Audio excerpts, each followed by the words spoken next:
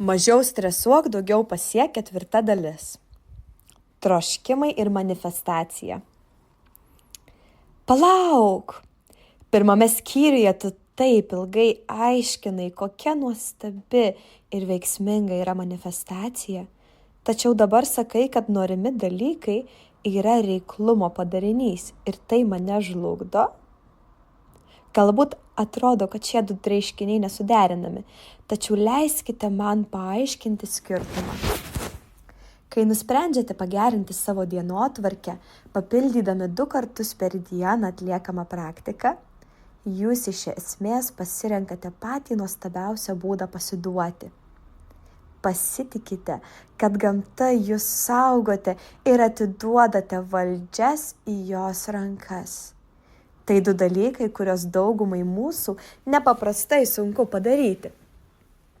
Bet kai niekaip nenorime paleisti savo troškimų, mūsų rankos būna sugniaužtos ir mes negalime pasinaudoti tuo, kas siūlo gamta. Ar gali manifestacija tapti dar viena priklausomybė, jei medituodami te galvosime apie nuostabius dalykus, kurių trokštame? Žinoma!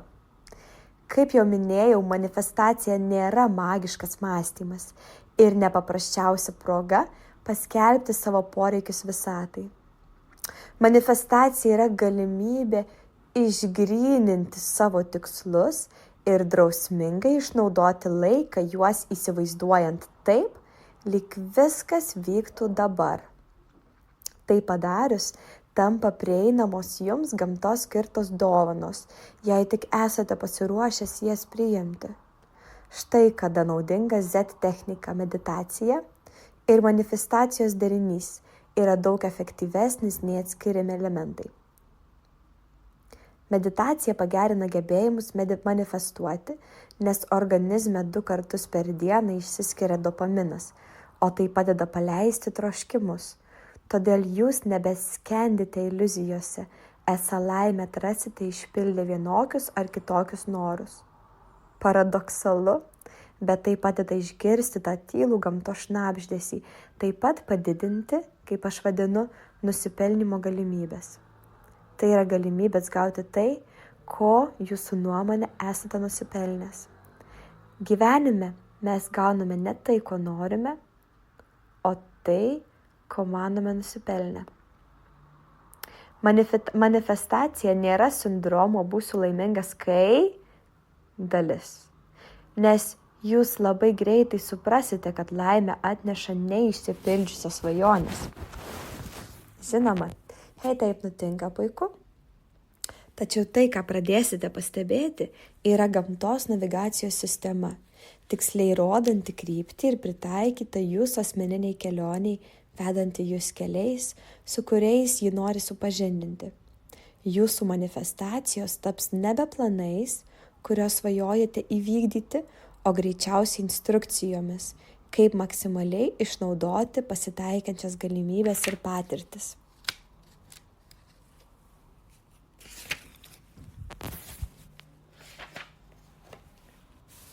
Geriausias būdas keistis. Jei sindromas būsiu laimingas kaip pasirodė jums nesvetimas, žinokite, jūs ne vienas.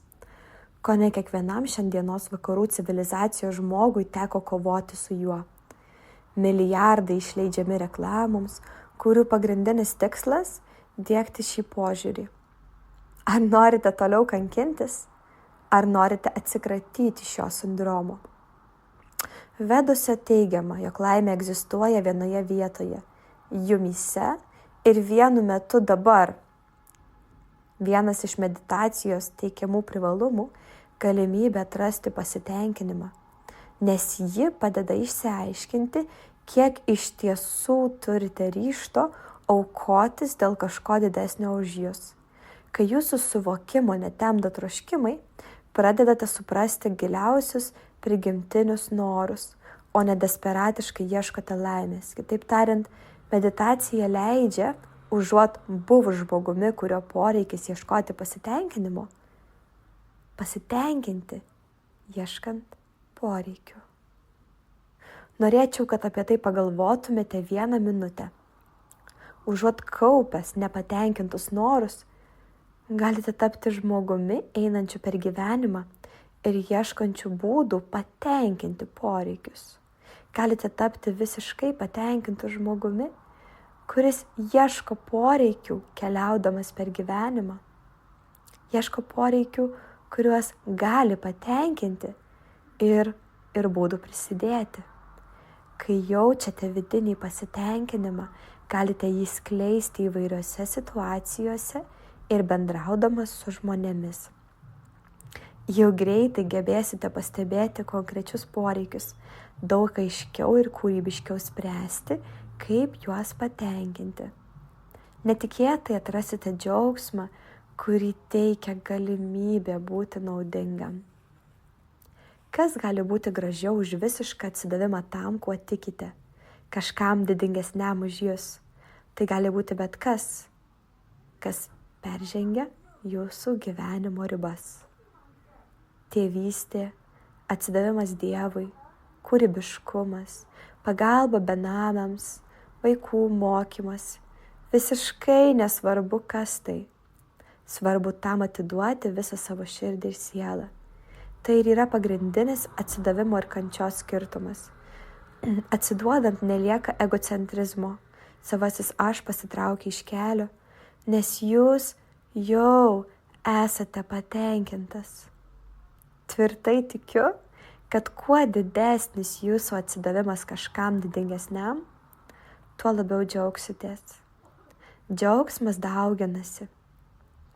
Užuot suteikęs laimę savo, susitelksite į bendruomenę, ją dalydamasis su žmonėmis pasauliu. Kam rūpi mistinis aukso puodas, jei nelaimingas visą gyvenimą jo ieškosite? Kam rūpi nuostabus galutinis tikslas, jei pati kelionė tragiška? Gyvenimas trumpas, kam tuščiai kankintis? Tačiau dalymasis siekiant duoti kitiems nuostabu. Kūryba dėl pačios kūrybos pati savaime tampa atlygiu. Tai sudaro begalės religijų mokymų pagrindą ir ne veltui.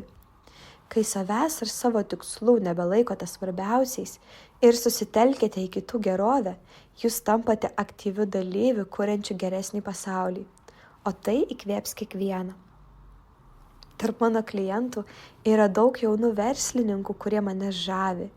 Jie su atsidavimu siekia išsiaiškinti nepatenkintas reikmes ir turimus talentus, padedančius tas reikmes, kuo geriau patenkinti.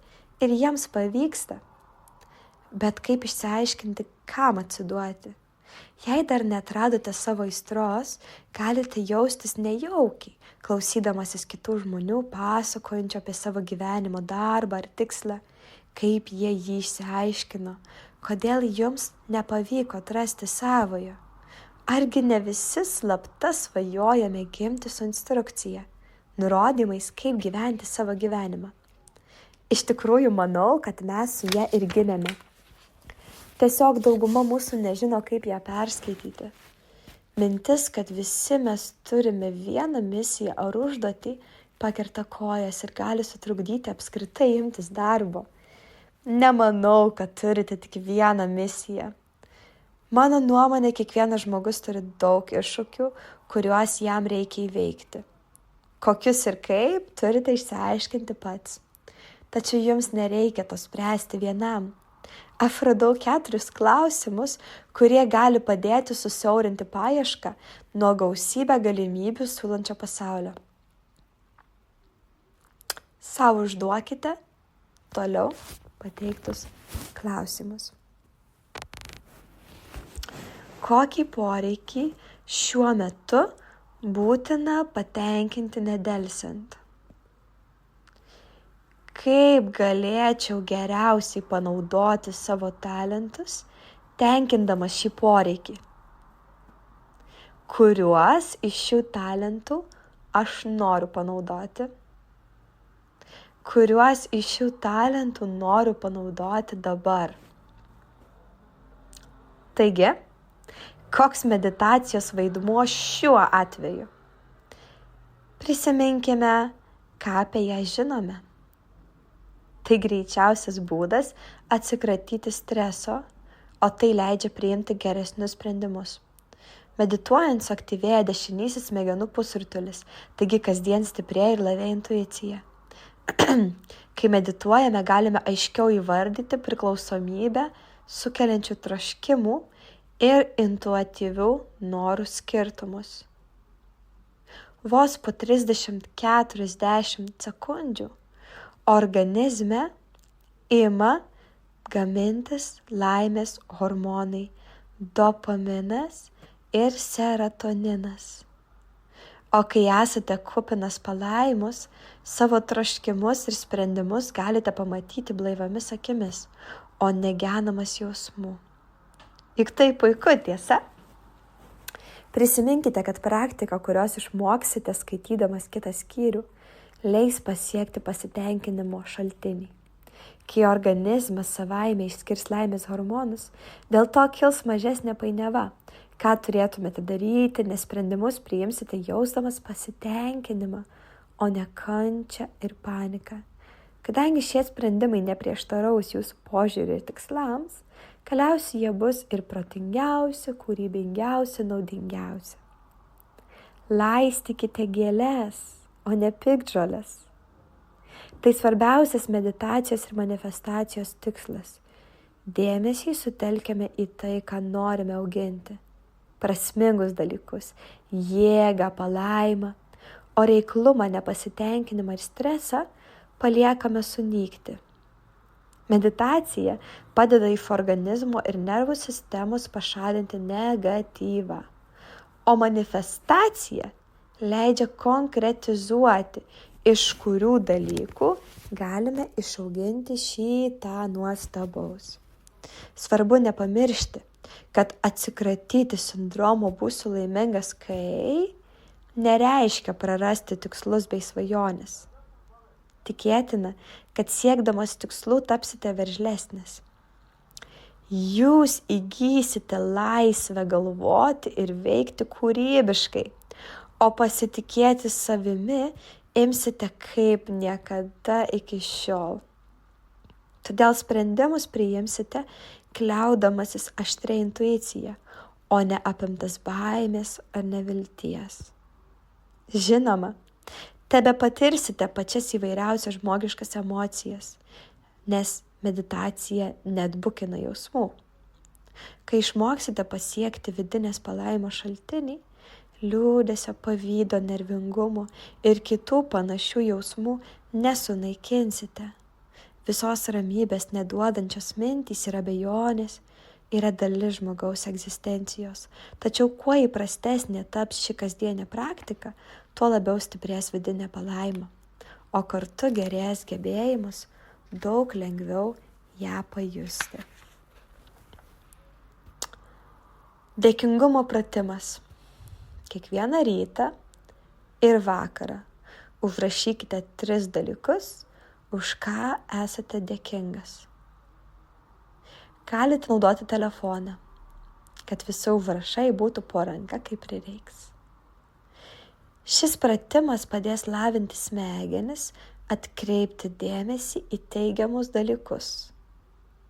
Dėkingumas yra vienas greičiausių būdų atsikratyti sindromo būsiu laimingas, kai tam laiko skirkite kasdien, kaitaliodamas meditacijos ir manifestacijos epizodus.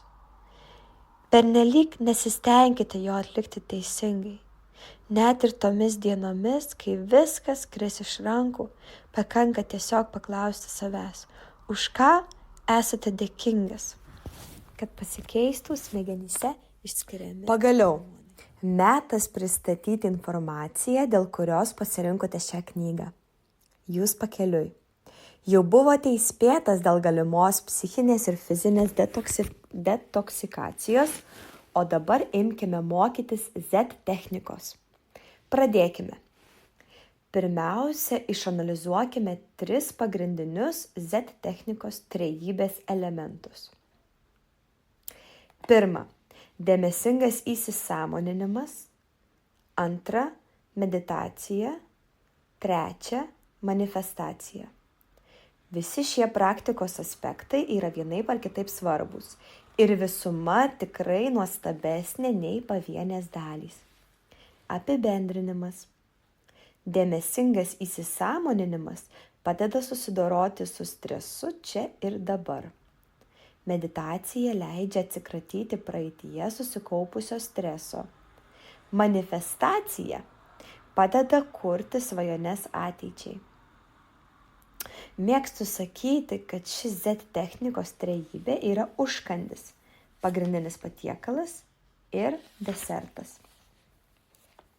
Geriausia ryto praktikos imtis vos pabudus, kad savo dieną pradėtumėte visiškai pailsėjęs, esant didžiausiam produktyvumui ir kūrybiškumui.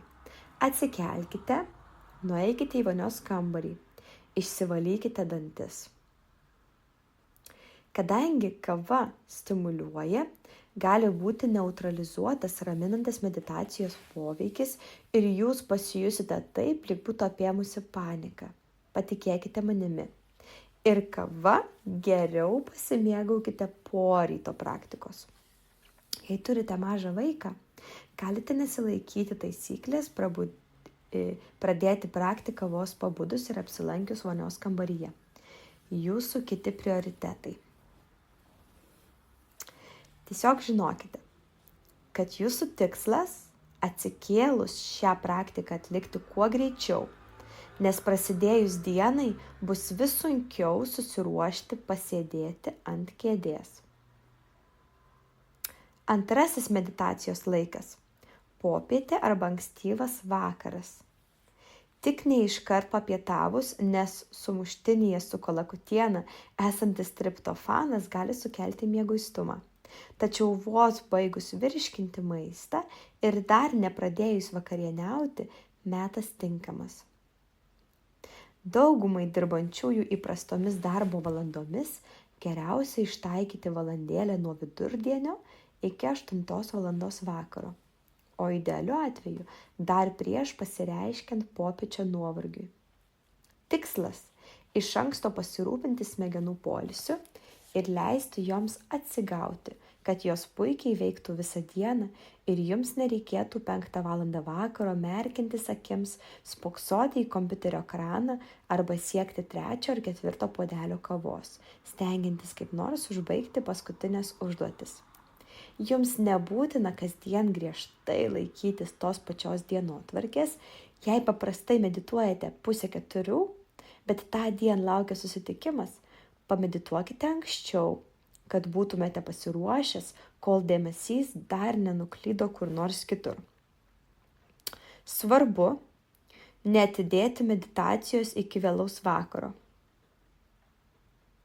Jei medituosite likus nedaug laiko iki miego, atsigulus gali tekti vartytis, mat trykšite energiją ir galvoje suksis daugybė nuostabių idėjų. Kai būsite pasiruošęs imtis Z technikos, pagalvokite, kur įsitaisysite. Priešingai negu įprasta manyti, nebūtina turėti vienos specialios vietos namuose, kur būtų pristatyta žvakių, pridėta smilkalų, prikabinta baltų girliandų. Žavinga? Taip. Atpalaiduoja? Galbūt. Būtina? Ne. Meditacija yra svarbiausia mobilioji priemonė. Medituokite traukinyje, parke, prie darbo stalo, tamsoje. Meditacija gali būti atlikta bet kokiomis aplinkybėmis, bet kur galite mąstyti ir sėdėti, ten jūs galite ir medituoti. Jei galite pasirinkti ryškesnį arba blausesnį apšvietimą, triukšmingesnę ar tylesnę aplinką, rinkitės blausesnį ir tylesnį variantą. Jis dažniau malonesnis. Jeigu norite specialios vietos, puiku, tačiau nepamirškite, kad tai neturės įtakos meditacijos efektyvumui. Meditacija – tai vidiniai pokyčiai, kurie pajuntami ir išorinėme gyvenime. Bet kokia vieta gali būti tinkama medituoti, nes jos paskirtį jūs apibrėžiate išreikšdamas norą medituoti ir naudodamas techniką skirtą jums, o ne vienuoliams. Vienintelis reikalingas dalykas – vieta, kur galėtumėte laisvai laikydamas galvą atsirėmę sėdėti. Kojas galite sukryžiuoti, ištiesti, suriesti. Svarbiausia – patogumas. Įsitikinkite, kad galite į ką nors atsiremti, o kaklą laisvai palenkti tiek į priekį, tiek į galą. Tai jūs gali gluminti, jeigu esate matęs gražių, kojas sukryžiavusių ir taip keistai sudėjusių pirštus Himalajų jogų. Ar tamprėmis mūvinčių moterų visiškai tiesiai sėdinčių ant skrandžio nuotraukų. Žinoma, tai nieko blogo. Ir tokios nuotraukos atrodo žavesnės, tačiau šis meditacijos būdas tinkamesnis vienuoliams. Minutėlę stabtelkite ir paklauskite savęs, ar jūs vienuolis? Jei atsakymas neigiamas, nesirūpinkite dėl tokios tobulos laikysenos neturėjimo. Neužmirškite, kad Z technika – tai meditacija, kurios tikslas pagerinti savo gyvenimą. Jis skirta užimtiems žmonėms, kurių protas užimtas. Sukurta taip, kad būtų galima įtraukti į kasdienę rutiną. Taigi, susiradote vietą atsisėsti. Primenu, pirmoji trejybės dalis – dėmesingas įsisąmoninimas. O tai yra menas sąmoningai susitelkti į dabartinę akimirką. Nesukite galvos, kaip meditacija klostysis po kelių minučių. Nebandykite planuoti norų. Ši praktika labiau susijusi su kairiuoju smegenų pusrutuliu ir būdravimo būsena. Taigi leis jums ramiai pereiti į meditacijos etapą. Pradėkite užsimerkdamas, patogiai atsilošdamas ir laisvai laikydamas galvą. Pasimėgaukite lengvų kvėpavimų, pajuskite, kaip oras patenka į plaučius ir iš jų išeina. Klausykitės to, ką girdite. Įsiklausykite į stipriausią garsą patalpoje. Galbūt tai telefonas, galbūt oro kondicionierius. Įkvėpęs kelis kartus, palengva dėmesį nukreipkite į subtilesnius garsus. Jūsų tikslas – priprasti prie subtilių aplinkos garsų pokyčių. Dar kelis kartus įkvėpkite, iškvėpdamas ramiai susitelkite į patį ryškiausią kūno pojūtį. Įsisąmoninkite, nukreipkite dėmesį į subtilesnius pojūčius. Galbūt plaukai kutena kaklą, oras patenka į plaučius, iš jų išeina. Atkreipkite dėmesį, kurie pojūčiai yra intensyviausia, kurie netokie stiprus. Po kelių minučių susitelkite į regėjimo pojūčius. Taip, jūs vis dar užsimerkęs, tačiau ką galite matyti? Tamsą?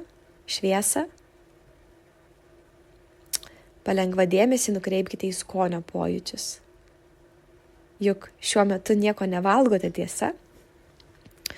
Burnoje vis tiek jaučiamas kažkoks skonis – kavos, riešutų, sviestų, pastos, bananų. Įkvėpkite. Imkite fiksuoti subtilesnius skonius.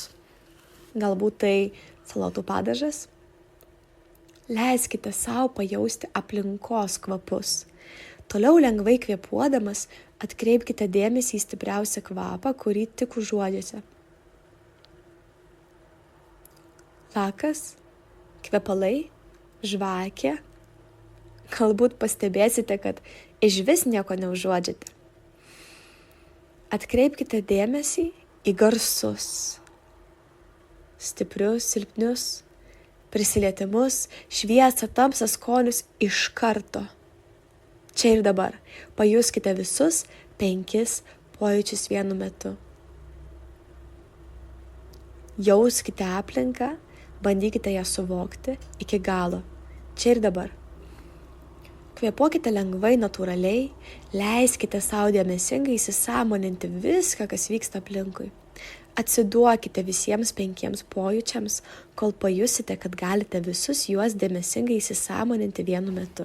Stresas yra praeityje ir ateityje, o palaima visada čia. Palaima visada čia. Atlikite šį pratimą, norėdamas siekti palaimos, o ne pabėgti nuo streso. Šis skirtumas subtilus, tačiau labai svarbus. Galbūt norėsite kelias dienas savarankiškai pasimokyti dėmesingai įsisąmoninti pojūčius. Tai padės įveikti stresą dabartinę akimirką. O kai būsite pasiruošęs, galėsite pridėti meditacijos dalį. Jei norėtumėte klausytis mano vedamo dėmesingo įsisąmoninimo seanso garso įrašo, galite svetainėje Come to Your Senses susirasti vaizdo įrašą. Antrasis dėmuo – meditacija. Nuo dėmesingo įsisąmoninimo dalies prie meditacijos pereinant reikia pasitelkti supratimą, kad pavyktų pereiti sąmoningai. Pasiduoti – tai pasitikėti, kad gamta turi daugiau informacijos nei jūs. Išsilaisvinimo aktas, leidžiant veikti kažkam didesniam, išmintingesniam ir galingesniam už jūs. Tai nereiškia kapituliuoti ar pasitraukti. Tai tikėjimas, kad jūs visada saugo aukštesnė jėga. Kad šis perėjimas būtų sklandesnis, reikia leisti mantrai savaime kilti mintyse. Juk nesakote, gerai smegenys, laikas mantrai. Ne. Geriau leiskite mantrai spontaniškai iškilti iš pasąmonės. Įsivaizduokite, kad jūsų mantra nepaprastai patrauklus žmogus bare, kurio žvilgsnį pagavote. Jūs trokštate jį sužavėti, tačiau nenorite tiesiog pribėgti ir imti tarškėti. Mantros nesakykite garsiai. Nesakykite garsiai. Aš pati sąmoningai renkuosi mantrą arba proto inkarą, o ne žodžius. Tai šioje praktikoje mantrą kartojame mintyse. O kasgi toji mantra, apie kurią tiek kalbu? Jei tikėjote stebuklingo garso, atsiprašau, nuvilsiu. Ne. Vis dėlto galbūt paguos faktas, kad būtent dėl šios mantros ir paprastos technikos derinio meditacija ir yra veiksminga. Norėčiau viską paaiškinti knygoje, tačiau neturiu galimybės užtikrinti reikiamo palaikymo ar įsitikinti, kad baigę skaityti šį leidinį visiškai supratote šios priemonės galimybės ir veiksmingumą. Žodis, kurį vartosite, yra paprastas ir veiksmingas. Proto gilumoje jūs palengvai išgirsite žodį vienas, padėsinti pereiti į subtilesnę sąmonės būseną. Tikiuosi, šio žodžio jūs laikysitės. Vienas. Šis žodis, kaip jūsų mantra, yra tobulas pavyzdys, iliustruojantis, apie ką kalbu. Šis žodis gali turėti daug skirtingų reikšmių. Vienybė, tapti vienu geriausiu, vienintelis. Tai jums gali reikšti bet kurį iš šių dalykų. Jūs galite tiesiog mėgautis šio žodžio garsu, plaukiojančiu proto gilumoje. Tikslas – leisti proto transporto priemoniai sužadinti tą gilę ir gydančią ramybę. Svarbu negromuliuoti žodį, svarbu susikaupti. Greitai pastebėsite, kad žodis gyvena savo gyvenimą. Ilgainiui jis ims blankti. Dabar girdžiu jūs sakant, atrodo pernelyg paprasta. Šį žodį ištariu 10 kartų per dieną, nepadėjo atsikratyti streso ar pagerinti smegenų darbo. Prisiminkite, jog kartais pačios svarbiausios tiesos yra paprastos. Tačiau taip, jūs esate visiškai teisus. Žodis nepaskatins jokių psichikos pokyčių, jeigu jį vartojate būdamas budrus. Esant aktyviam, kairiam smegenų pusrutulyje, mes tikimės perteikti mintį. Šiuo atveju, meditacijoje, šios mantros kartojimas, tai yra kaip inkaras. Šioje situacijoje šį žodį mes naudojame paruošti kūnui bei protui visiškai atsipalaiduoti ir pasiduoti. Ant virtuvės spintelės gulintys automobilio rakteliai taip pat ne ką naudingesni. Jiems reikia žinoti, į kurios transporto priemonės užvedimo spynelį jį įkišti ir kaip užvesti. Štai, vienintelis svarbiausias patarimas. Prisiminkite, kad protas, kaip ir širdis, dirba nevalingai, todėl nesistengkite jo nutildyti. Geriau įsisąmoninkite, kad turėti minčių galvoje nieko tokio. Jos yra naudinga proceso dalis. Dabar jau turite patikimą atramą. Žodis 1, leisianti grįžti, kai pastebėsite, jog jau klaidžiojate proto erdvėje.